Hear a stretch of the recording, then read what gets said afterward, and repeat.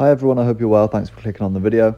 I just got done watching episode 5 of Blue Eye Samurai, which was by far, in my opinion, the best episode of the season. It was everything that makes this show great, right? From the beautiful storytelling, the brutal and gory fight scenes, and in this episode, the love story we got to see between Mizu and the Ronin was just all perfect. Like, honestly, this was the perfect episode. It had everything you could hope for. But before we get into all of that, guys, I just want to say, since the get-go, from episode 1, I predicted that Ringo would have knives strapped to him at some point and he would start killing people, and we finally got that in this episode. So I just wanted to quickly say that, because when I saw those knives get strapped to his arms, I was so hyped. But that is like the bare minimum of things to love about this episode, right? Because there was so much. They gave us so much. More backstory on Mizu regarding this love story of her and the Ronin. Man, it was actually beautiful. I loved every second of it.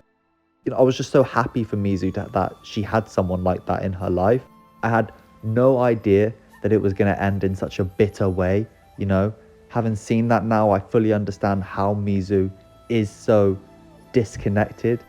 She has such like a darkness to her character. It just all makes perfect sense, because that would have broken anyone's heart, right? Like, she finally falls in love with someone. She finally feels confident enough to open up and show her true self to him, and she betrays him, or he betrays her, sorry, in such a just a brutal manner, right? In turning her over and just watching from the hills as she's attacked and killed, running away. I can't believe he showed up again, and of course Mizu was going to do what she did. The fact that she even let him kill her mother was like, holy shit. Like, she is just so, I know I just said it earlier, but disconnected. That is the perfect way of putting Mizu's character.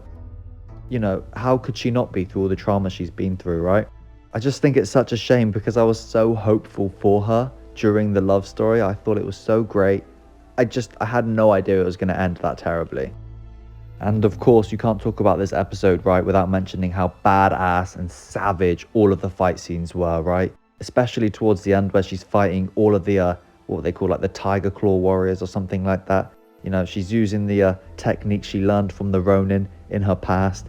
And man, honestly, this was like some Kill Bill shit. She took out so many people. Like, she's chopping off arms, legs. It was insane. And again, it's what made me fall in love with this show to begin with, were the just fantastic, beautiful, yet brutal choreography for these fight scenes, right? It all makes perfect sense the way these fights unfold. But like, even when you're watching it, it's just like, you're in disbelief. It's crazy, but it is still very realistic. So that brings us towards the end of the episode, guys. Of course, if I had to rate it, obviously it would be a 10 out of 10. For me, this is the best episode of the season. I knew we were due like an action-packed episode. I had no idea it would be that insane. It was fantastic. Can't wait to watch the next 2 episodes I think I've got left, 2 or 3. Again, this is the best anime of the year for me by far. I love it. If you guys enjoyed the video, please leave a like and subscribe to my channel for more content just like this. Also, leave a comment. I'd love to get back to you when I have the time. Thanks, guys.